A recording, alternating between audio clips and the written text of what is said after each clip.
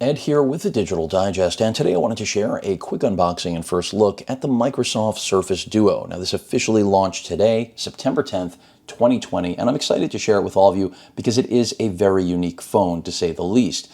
It's all about design, multitasking, and software, not so much the actual internal hardware. I say that because at $1,400 or $1,500 US, depending on whether you pick 128 gigs or 256 of internal storage, which, by the way, is not expandable, it's fairly expensive for a device that has a Snapdragon 855, which is last year's latest and greatest, 6 gigs of RAM, a single 11 megapixel camera. It does have two 5.6-inch AMOLED displays, 1800 by 1350 apiece, which in total amount to 8.1 inches, but of course they are separated by a physical hinge. You can use a pen on this device. No 5G, no wireless charging, no NFC, so no form of payment with this.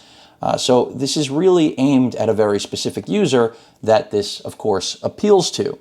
Keep in mind it has also a fairly small battery, 3,577 milliamp hours, a little under 9 ounces. So I'm very curious how this is going to perform given all that we know. Now, there is a pull tab there. Microsoft does make your life easy, but I'll use my blade anyway. And I don't necessarily expect that this is going to blow anyone away in terms of performance, but I do expect that this is hopefully going to change the game in terms of expectations, because the screen does, or the two screens do rotate 360 degrees into what Microsoft dubs as positions. Now, I can already show you it is fairly large, even though it's only a little over an ounce larger than the Note 20 Ultra that I'm currently using as a daily driver. And it is very thin and very nice, I might add. I mean, I did say design was important here, right? This is all about design. We don't have a form of faster charging than what you would expect. I believe it's 18 watts. There is that single camera, so dual display, and as I stated, the ability to rotate 360 degrees and be flush. Now, while I do wish it had many of the things I mentioned at the top, such as just support for 5G, which even though I don't have 5G in my market, it would be nice to have. More importantly, expandable storage would be nice. The processor, it's older, but that isn't going to make a world of difference. But at this price point, it's a tough sell. I mean, you really have to be in love with this. And it is a beautiful piece of kit. I can tell you that right now. It speaks to all of the design language that the Surface lineup is known for, and gloss finish, really nice device. Do I feel that it's going to make a great phone? I don't know about that. Single speaker right there. Let's see if this powers up. I'm hitting what I presume is the power button right next to the volume rocker. And it is powering up. So let me go ahead and put that down.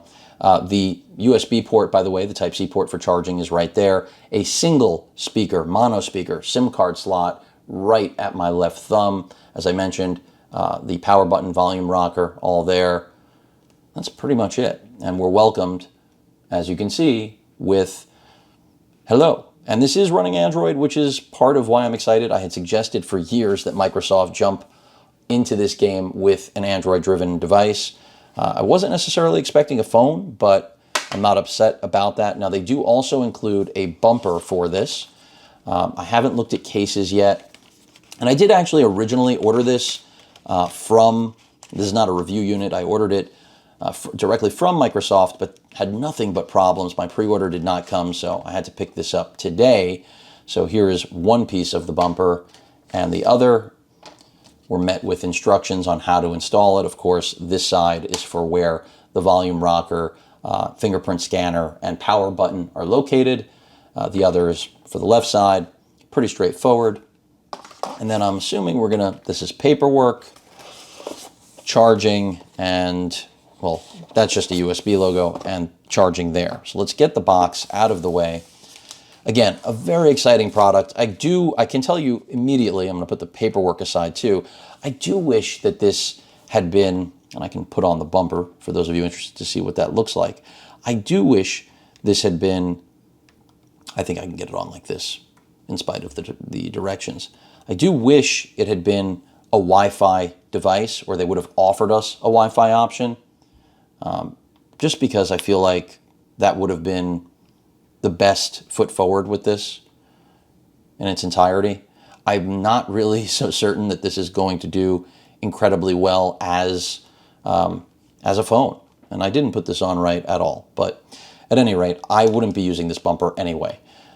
Even though it's just a bumper, I'm more interested in what sort of cases will come out. We're back to that hello screen again. Let's take a look.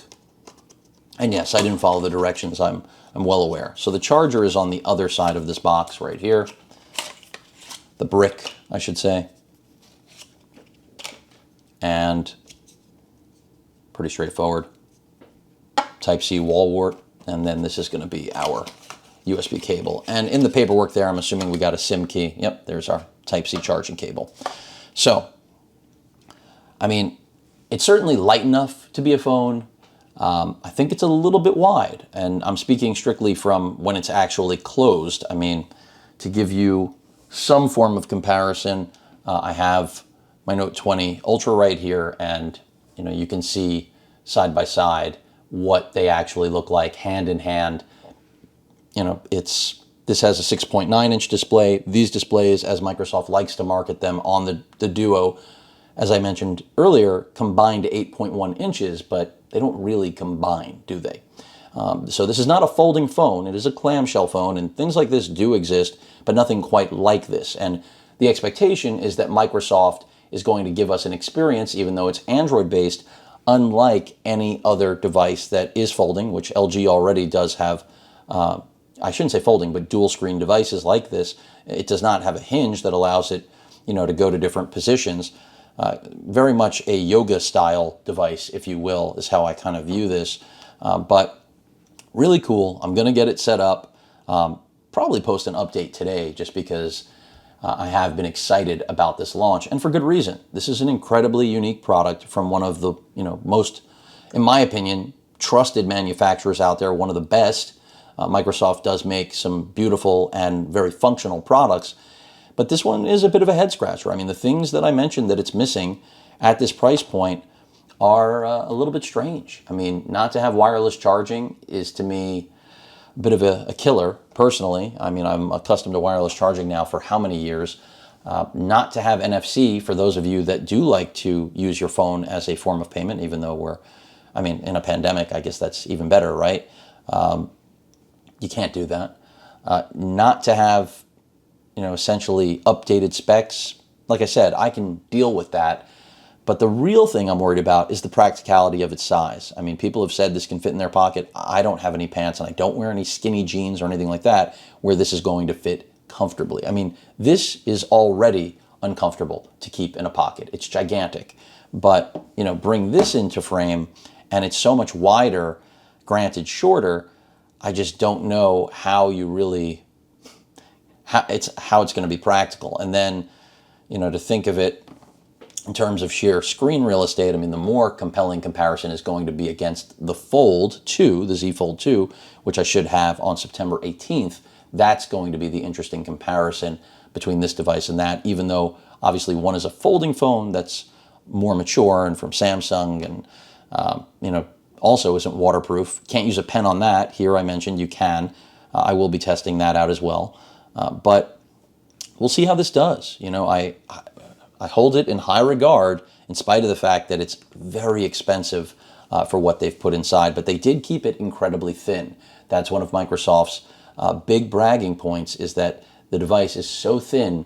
And it's true. I mean, even when it's closed, it is thinner, or just about the exact same size as the S20 Ultra. So that is really impressive. But if that's it, then we're in for a bumpy ride. But there you have it. Again, the Microsoft Surface Duo is finally here. Excited to start testing it out, see what call quality is like, see what that single speaker is like, media consumption, but most importantly, multitasking and pen input. And hopefully it is not hampered by its last year specifications, because on the outside, this is a gorgeous device. The question is, are the internals enough to push it, and will the software be enough to really leverage those two displays? We'll find out. Any questions or comments, please feel free to post them. Hit that like button. And as usual, please feel free to subscribe. And please stay safe. Later.